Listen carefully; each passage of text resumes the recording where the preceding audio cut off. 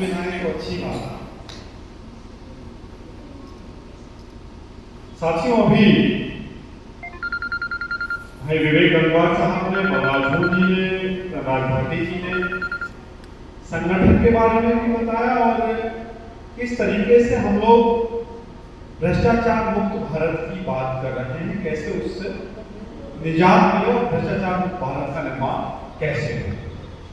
तो मैं थोड़ा सा ध्यान आपका संस्था की तरफ आकर्षित करना चाहता हूं कि करप्शन फ्री इंडिया संगठन कैसे बना, उस संगठन की कोर कमेटी में और संरक्षण कमेटी में कौन कौन लोग हैं। करप्शन फ्री इंडिया संगठन का जन्म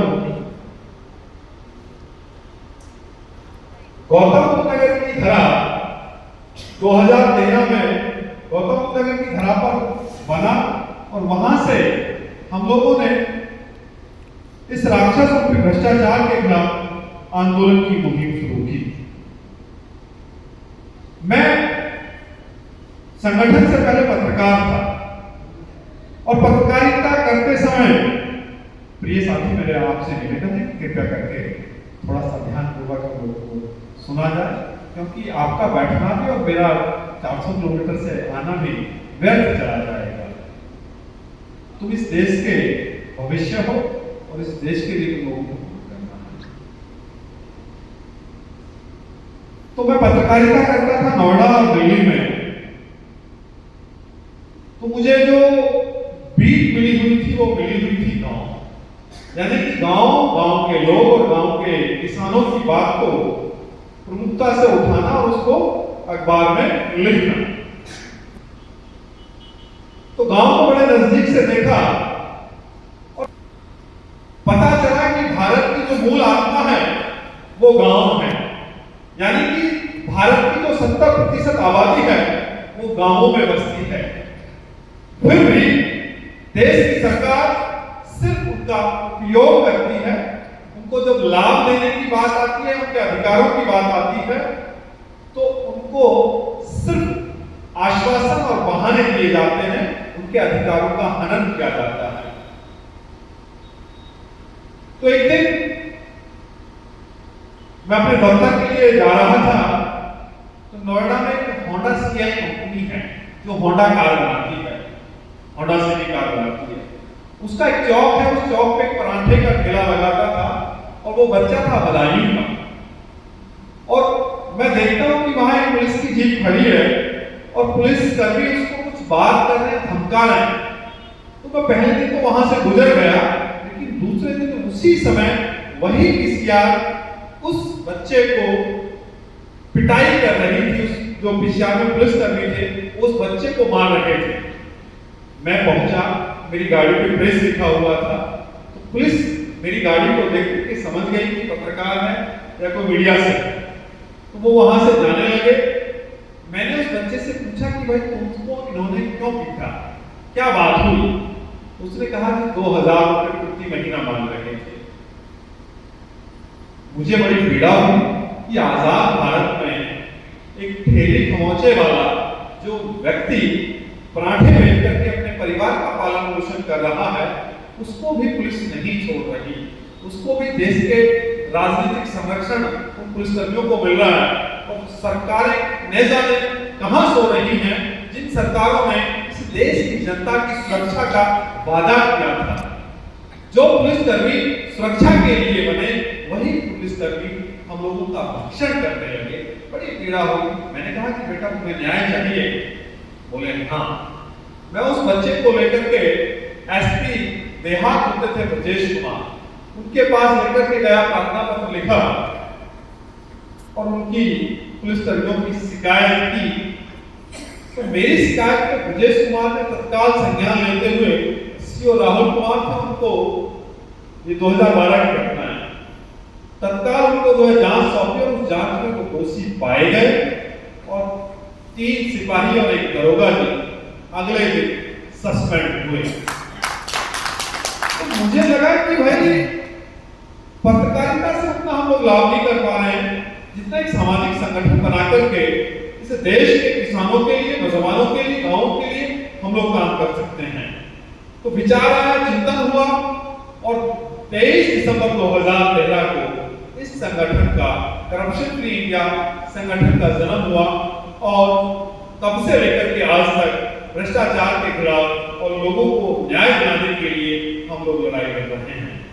इस संगठन की जो कोर कमेटी है, जो संरक्षण कमेटी है, उसमें आप 3 फोटो यहाँ बैनर पे भी देख रहे हैं। जो इसके मुख्य संरक्षक है डॉक्टर शुक्ला प्रसाद, वो भारत सरकार में पर्यटन एवं संस्कृति मंत्रालय के डीजी रहे हैं, डायरेक्टर जनरल, यानी कि आईएएस की सबसे बड़ी पोस्ट होती है। वहां से रिटायर होने के बाद इस संगठन में काम कर रहे हैं। Major Yudhveer Singh Sisodia, colonel MS Nagar और डॉक्टर मणिंद्र जैन, जो मेरे बिल्कुल लेफ्ट हैंड में है, वो डॉक्टर मणिंद्र जैन है। और मणिंद्र जैन उस शख्सियत के, उस परिवार से आते हैं जिन्होंने रामायण और महाभारत जैसे बड़े महाकाव्य में संगीत दिया। के बड़े भाई थे डॉक्टर रविंद्र जैन, जो आंखों से अंधे थे और बड़े गीतकार संगीतकार थे। और डॉक्टर मणिंद्र जैन भी एक भारत के बड़े बिजनेसमैन हैं और मेरे साथ अन्ना हजारे कोर कमेटी में वो भी प्रमुख सदस्य के रूप में काम कर रहे हैं और इस संस्था के वो संरक्षक हैं। मुरादाबाद में तीर्थंकर यूनिवर्सिटी तो आप लोगों ने सुनी और देखी होगी ना, वो यही की है। तीर्थंकर यूनिवर्सिटी के मालिक हैं डॉक्टर मणिंद्र जैन और लगभग 250 से 300 फिल्मों में का इन्होंने ये फिल्म निर्माता रहे हैं, डायरेक्टर रहे हैं, प्रोड्यूसर रहे हैं। 250 से 300 फिल्में इन्होंने बनाई हैं। इस संस्था में अमेठी यूनिवर्सिटी के professor doctor Deepak Sharma ji, Noida international university के प्रोफेसर डॉक्टर विनोद नागर जी, यानी कि बहुत सारे प्रोफेसर भी हमारे साथ हैं, बहुत सारे एक्स आर्मी भी हमारे साथ हैं, बहुत सारे भारत सरकार और उत्तर प्रदेश सरकार के वरिष्ठ आईएएस आईपीएस अधिकारी भी संगठन का संरक्षक के रूप में काम कर रहे हैं। बात आई समझ? अब बात आती है कि यार ये संगठन करता क्या है, इस संगठन का मूल मकसद क्या है। हम लोग यहाँ बैठे, मल्लाह जी ने भी बात कही, प्रहलाद जी ने भी कही, लेकिन मैं उनसे थोड़ी सी अलग बात करूंगा और बहुत सरल भाषा में करूंगा क्योंकि हम लोगों को चीजें समझ में आनी चाहिए। साथियों, आज भारत को आजाद हुए 78 वर्ष हो गए। 78 वर्ष की आजादी के बाद और लाखों उन क्रांतिकारियों की कुर्बानी के बाद भी जो भगत सिंह, राजगुरु, सुखदेव, चंद्रशेखर आजाद, वीर विजय सिंह पटेल और गुरजर सिंह कोतवाल, मंगल पांडे, तमाम अनेक क्रांतिकारियों ने जो सपना देखा था कि एक ऐसे सपनों का भारत बने जिसके अंतिम व्यक्ति को भी उतना ही अधिकार मिले जितना अगली पंक्ति में बैठे हुए व्यक्ति को न्याय और अधिकार मिले। 78 वर्ष की आजादी के बाद क्या हम लोग आजाद हैं? क्या हमारी सरकारें हमारे लिए काम कर रही हैं? क्या जो जिला प्रशासन के अधिकारी हैं, क्या हम लोगों को वो सुनते हैं? साथियों, गांव में झगड़ा हो जाए या किसी के साथ चोरी, लूट, डकैती हो जाए और वह व्यक्ति जब थाने जाता है, उस थाने में बैठा हुआ एक अदना सिपाही, मुंशी या इंस्पेक्टर या दरोगा उस व्यक्ति की रपट लिखने की बजाय उसको दुत्कारने का और वहां से भगाने का काम करता है। कई बार होता है ना हम लोगों के साथ, हम थाने गए और थाने में हमसे ही लोगों को ऐसे व्यवहार किया जाता जैसे उसमें हम ही लोग अपराधी हैं। इस आचरण को दूर करने के लिए करप्शन फ्री इंडिया संगठन का जन्म हुआ। हम लोग सोचते हैं कि पैसे का लेन देन ही भ्रष्टाचार है। पैसे का लेन देन तो भ्रष्टाचार है ही, लेकिन उससे बड़ा वह भ्रष्टाचार है जब हम किसी दफ्तर में जाएं और वहां बैठा हुआ अधिकारी मेरे देश के, गांव के किसान को, नौजवान को, साथ किसी सम्मानित व्यक्ति को, बुजुर्ग को शालीनता के साथ और अच्छे शब्दों के साथ संवाद ना करे, यह भी भ्रष्टाचार के अंतर्गत आता है।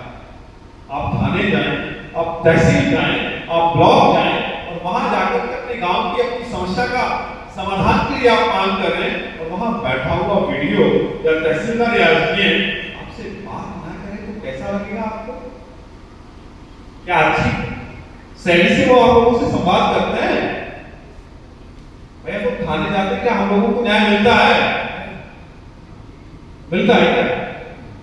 हम लोग एसडीएम कक्ष में जाते हैं, हम लोगों को अच्छे से सुना जाता है क्या? डीएम के यहाँ जाते हैं क्या हमको वहाँ सुना जाता है? वहाँ तो अगली बाहर गेट के बाहर खड़ा होता है, वो भी कई बार हम लोगों को वहाँ से जो है दौड़ाने के चक्कर में रहता है कि यहाँ से डीएम के पास ना जाए, यहीं से चला जाए। तो इन तमाम समस्याओं को लेकर के कि मेरे देश के अंतिम व्यक्ति को न्याय मिले, क्यों मिले? क्योंकि इस देश के मूल नागरिक कौन है, इस देश का मूल राजा कौन है? हम लोग हैं। हम लोग हैं। कैसे हम लोग राजा हैं? क्योंकि हम इस देश के मतदाता हैं, हम इस देश के पालनहार किसान हैं। जब हम अपने मत का प्रयोग करते हैं और उस वोट को देकर के अंतिम व्यक्ति को प्रधान, विधायक और सांसद यानी कि विधानसभा और लोकसभा में भेजते हैं, यानी कि हमने अपने मत का प्रयोग किया और मतदान करके एक व्यक्ति को एमएलए एमपी बना दिया। इसकी वोट से बना एमएलए, हमारी और आपकी वोट से ना।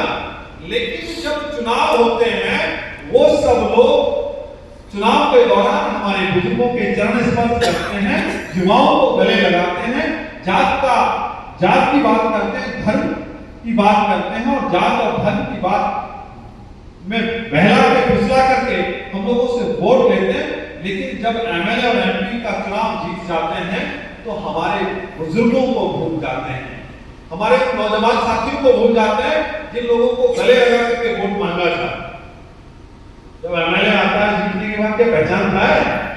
एमपी पहचानते हैं क्या? लेकिन तब तो वो सबके प्रिय होते हैं और हम लोग मत का प्रयोग करके उसको राजा बना देते हैं। जबकि 78 वर्ष की आजादी में और संवैधानिक लोकतांत्रिक देश में राजा कौन है? प्रजा। लेकिन प्रजा आज अपने अधिकारों को भूले बैठी है, प्रजा अपनी ताकत को भूले बैठी है। उस ताकत को, उन अधिकारों के प्रति जागरूक करने के लिए, हम सब लोगों को इकट्ठा करने के लिए इस संगठन का निर्माण हुआ है कि हम लोग थाने जाएं, हम लोग चौकी जाएं, हम लोग एसडीएम दफ्तर में जाएं, हम कलेक्टर के यहाँ जाएं, हम लोग कमिश्नर के यहाँ जाएं। जब मेरे क्षेत्र का व्यक्ति जाए तो वहां का डीएम, एसडीएम और वहां का तहसीलदार खड़ा होकर के हम लोगों का स्वागत करे। इसलिए इस संगठन का निर्माण हुआ है। आप कभी नोएडा आइएगा, आप आइएगा बुलंदशहर, वहां जब हमारे कार्यकर्ता जाते हैं तो वहां का प्राधिकरण का सीईओ, वहां के एसडीएम, वहां के डीएम करप्शन फ्री इंडिया संगठन के कार्यकर्ताओं की आवाज सुन करके बाहर जाकर लेने आते हैं। वो ताकत पैदा हम लोगों ने वहां नोएडा में की है। उसी ताकत को हम लोग इस बरेली जनपद में पैदा करना चाहते हैं कि देश में वो संवैधानिक व्यवस्थाएं बनी हैं, उस संवैधानिक व्यवस्थाओं के तहत मेरे देश के व्यक्तियों को न्याय मिले, उन लोगों को सुना जाए जो पीड़ित हैं, जो शोषित हैं, जो वंचित हैं। अगर राजनीतिक दबाव और राजनीतिक भ्रष्टाचार रहा, उस भ्रष्टाचार को खत्म करने के लिए हम लोग बरेली आए हैं। हम देखना चाहते हैं कि आप सब लोग अगर खड़े हो गए तो मैं आप लोगों से वादा करता हूं कि किसी भी सूरत में हम लोग आप लोगों का शोषण नहीं होने देंगे। आपकी बात जो सही बात होगी उस बात को डीएम भी सुनेगा, सीएम भी सुनेगा और इस देश का प्रधानमंत्री भी सुनेगा। बसंत सुनेगा तब जब हम सब लोग एक मत के साथ इस राक्षस रूपी भ्रष्टाचार के खिलाफ खड़े होंगे और हुंकार के साथ अपनी बात को कहना प्रारंभ करेंगे। अगर साथियों हम लोग खड़े नहीं हुए तो वो दिन दूर नहीं है कि जब वे राजनीतिक दल बिल्कुल हम लोगों को जात में, धर्म में और भाई भाई को लड़ा करके आपस में इस देश की व्यवस्था को खराब कर देगा। इस देश में सिर्फ और सिर्फ अमीर लोग बचेंगे, गरीबों को कोई जगह नहीं मिलेगी, मध्यम वर्ग को कोई जगह नहीं मिलेगी। अगर आज नहीं करें हम लोगों को जगना पड़ेगा, एकजुट होना पड़ेगा और अपनी बात को कहना पड़ेगा। साथियों यहाँ नगर पंचायत में हम लोग बात कर रहे हैं। नगर पंचायत में नगर का डेवलपमेंट ना हो तो नगर पंचायत की इकाइयों का चुनाव कराने का क्या फायदा? ग्राम पंचायत में अगर डेवलपमेंट ना हो तो गांव के विकास में जो प्रधान को मुख्य विकास अधिकारी के यहाँ से धनराशि मिलती है उसको सेक्रेटरी और प्रधान खा जाए और जिला पंचायत राज अधिकारी खा जाए तो हम लोगों को क्या लड़ना पड़ेगा ना, खड़े होना पड़ेगा ना। तो इसलिए हम लोगों को अपने जितने भी जनप्रतिनिधि हैं उनसे क्यों और क्या और कैसे कहना प्रारंभ करना पड़ेगा, अन्यथा हम लोगों की वो दुर्दशा होगी जिस तरीके से आज पाकिस्तान और बांग्लादेश के लोग अपने अधिकारों के लिए लड़ रहे हैं, उसी तरीके से देश में भी ये राजनीतिक लोग हम लोगों में वोट डाल करके जात के नाम पर और धर्म के नाम पर लोगों को बांटते रहेंगे और हमारे अधिकारों का हनन करते रहेंगे। साथियों, बात आती है कि मेरा नाम चौधरी परवीन भारतीय है। आप बहुत सारे लोगों के दिमाग में गए भारतीय कौन है, क्यों है? मेरी जाति गुर्जर है, लेकिन मैं राष्ट्रवादी हूं, तो इसलिए भारतीय लिखता हूं। हम लोगों को जात और धर्म से ऊपर उठ करके इस राष्ट्र के कल्याण और अपने अधिकारों के लिए सोचना चाहिए। अगर हम लोग सब लोग जात और धर्म के नाम पर काम करते रहे तो हमारे राष्ट्र का कल्याण नहीं हो सकता। राष्ट्र क्या है? भारत कहाँ है? भारत बरेली के उन गांवों में है जो गांव अपने विकास के लिए सशक्त रहे हैं। भारत उन किसानों में है जो रात दिन मेहनत कर फसल उगाता है, उस बेचारे किसान को